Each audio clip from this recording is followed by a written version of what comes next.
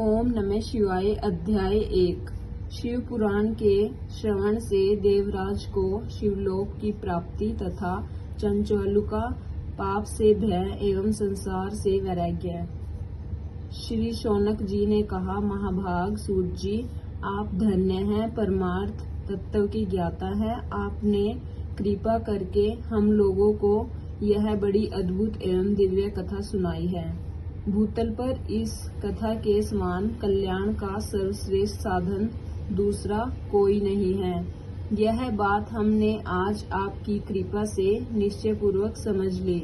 सूत जी, कलयुग में इस कथा के द्वारा कौन कौन से पापी शुद्ध होते हैं, उन्हें कृपा पूर्वक बताइए और इस जगत को कृतार्थ कीजिए। सूत जी बोले, मुने, जो मनुष्य पापी, दुराचारी, खल तथा काम, क्रोध आदि में निरंतर डूबे रहने वाले हैं, वे भी इस पुराण के श्रवण पठन से अवश्य ही शुद्ध हो जाते हैं। इसी विषय में जानकर मुनि इस प्राचीन इतिहास का उदाहरण दिया करते हैं, जिसके श्रवण मात्र से पापों का पूर्णतः नाश हो जाता है। पहले की बात है, कहीं की रातों के नगर में एक ब्राह्मण रहता था, जो ज्ञान में अत्यंत दुर्बल, दरिद्र, रस बेचने वाला तथा वैदिक धर्म से विमुख था। वह स्नान, संध्या आदि कर्मों से भ्रष्ट हो गया था और वैश्य वृत्ति में तत्पर रहता था। उसका नाम था देवराज। वह अपने ऊपर विश्वास करने वाले लोगों को ठगा करता था। उसने ब्राह्मणों, क्षत्रियों, वैश्यों वह अपने ऊपर विश्वास करने वाले लोगों को ठगा करता था। उसने ब्राह्मणों, क्षत्रियों, वैश्यों, शूद्रों तथा दूसरों को भी अनेक बहानों से मारकर उनका धन हड़प लिया था, परंतु उस पापी का थोड़ा सा भी धन कभी धर्म के काम में नहीं लगा था। वह वैश्यगामी तथा सब प्रकार से आचार भ्रष्ट था। एक दिन घूमता घामता वह देवयोग से प्रतिष्ठानपुर में जा पहुंचा। वहां उसने एक शिवालय देखा, जहां बहुत से साधु महात्मा एकत्र हुए थे। देवराज उस शिवालय में ठहर गया, किंतु वहां उस ब्राह्मण को ज्वर आ गया। उस ज्वर से उसको बहुत बड़ी पीड़ा होने लगी।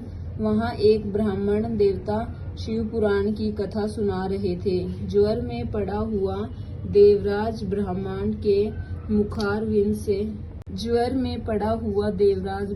के मुखारविंद से निकली हुई उस शिव कथा को निरंतर सुनता रहा। 1 मास के बाद वह ज्वर से अत्यंत पीड़ित होकर चल बसा। यमराज के दूत आए और उसे पाशों से बांधकर बलपूर्वक यमपुरी में ले गए। इतने में ही शिवलोक से भगवान शिव के पार्षदगण आ गए। उनके गौर अंग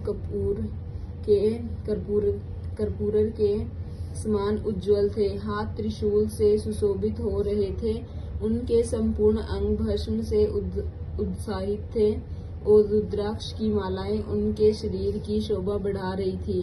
वे सब के सब क्रोध पूर्वक यमपुरी में गए और यमराज के दूतों को मार पीट कर बारंबार धमकाकर उन्होंने देवराज को उनके चंगुल से छुड़ा लिया और अत्यंत अद्भुत विमान पर बिठाकर जब वे शिवदूत कैलाश जाने को उद्यत हुए, उस समय यमपुरी में बड़ा भारी कोलाहल मच गया। उस कोलाहल को सुनकर धर्मराज अपने भवन से बाहर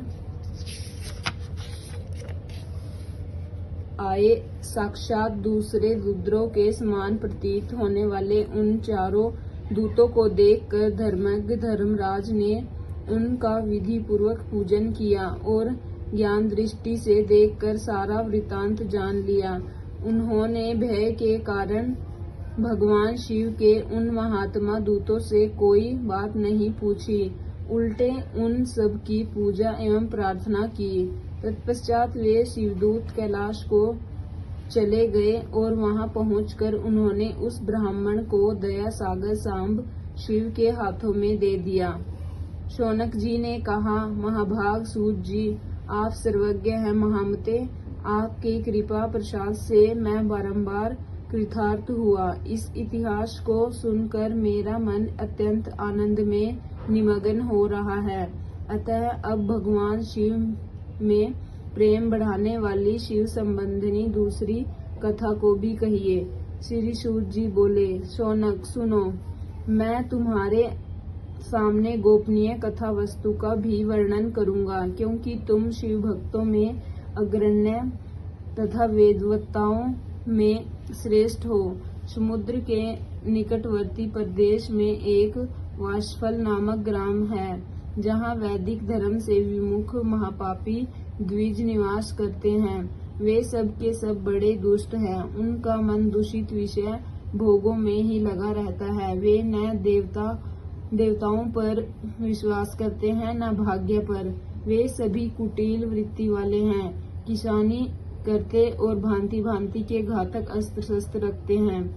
वे व्यभिचारी और खल हैं। ज्ञान, वैराग्य तथा सधर्म का सेवन ही मनुष्य के लिए परम पुरुषार्थ है। इस बात को वे बिल्कुल नहीं जानते हैं। वे सभी पशु बुद्धि वाले हैं।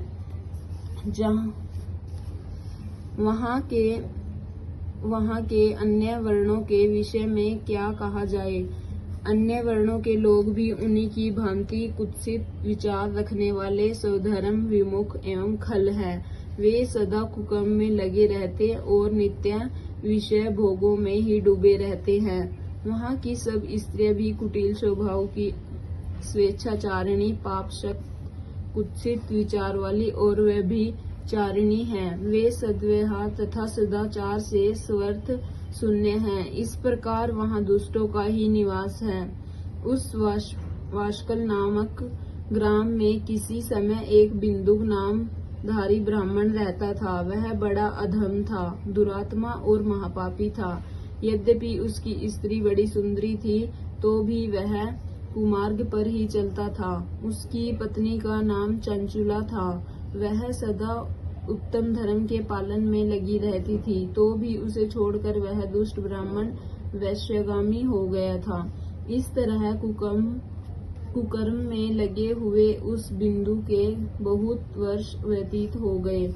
उसकी स्त्री चंचुला काम से पीड़ित होने पर भी सर्वधर्मनाश के भय से क्लेश सहकर भी दीर्घकाल तक धर्म से भ्रष्ट नहीं हुई, परंतु दुराचारी पति के आचरण से प्रभावित हो आगे चलकर वह स्त्री भी दुराचारिणी हो गई। इस तरह दुराचार में डूबे हुए उन मूढ़ चित्त वाले पति पत्नी का बहुत सा समय व्यर्थ बीत गया। तदंतर शूद्र जातीय वैश्य का पति बना हुआ वह दूषित बुद्धि वाला दुष्ट ब्राह्मण बिंदुक समयानुसार मृत्यु को प्राप्त हो नरक में जा पड़ा। बहुत दिनों तक नरक के दुख भोग कर वह मूढ़ बुद्धि पापी विद्या पर्वतसर भयंकर पिशाच हुआ। इधर उस दुराचारी पति बिंदु के मर जाने पर वह मूढ़हृदय चंचुला बहुत समय तक पुत्रों के साथ अपने घर में ही रही।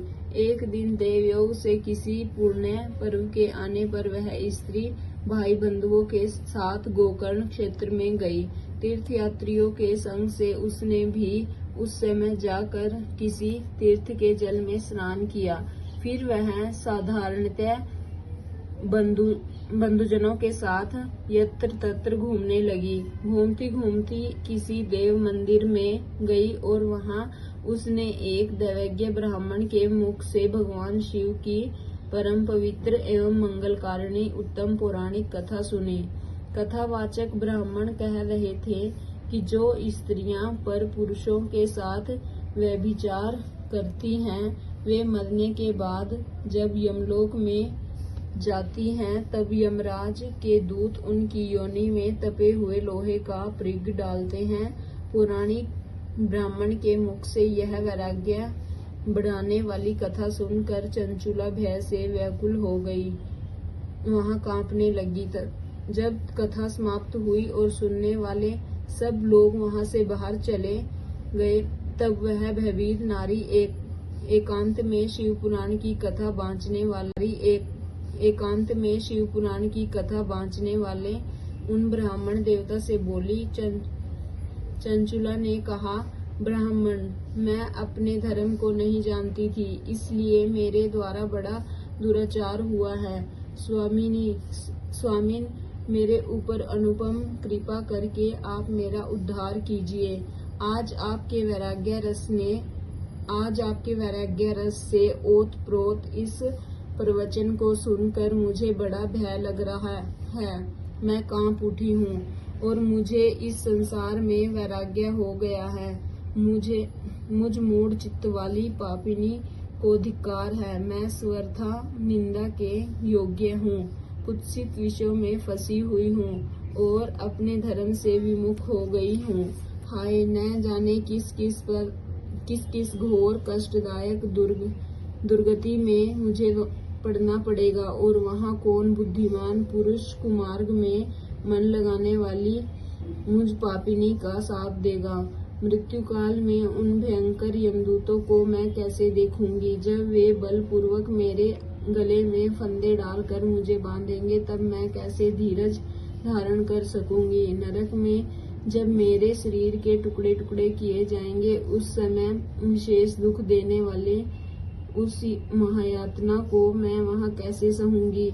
हाय, मैं मारी गई, मैं जल गई, मेरा हृदय विदीर्ण हो गया और मैं सब प्रकार से नष्ट हो गई, क्योंकि मैं हर तरह से पाप में ही डूबी रही हूँ।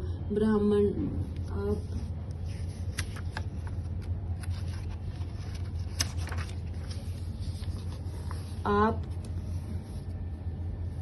आप ही मेरे गुरु, आप ही माता और आप ही पिता हैं। आपकी शरण में आई हुई मुझ दीन अबालका आप ही उद्धार कीजिए। सूत जी कहते हैं, सोनक, इस प्रकार खेद और वैराग्य से युक्ति हुई चंचुला ब्राह्मण देवता के दोनों चरणों में गिर पड़ी। तब उन बुद्धिमान ब्राह्मण ने कृपा पूर्वक उसे उठाया और इस प्रकार कहा।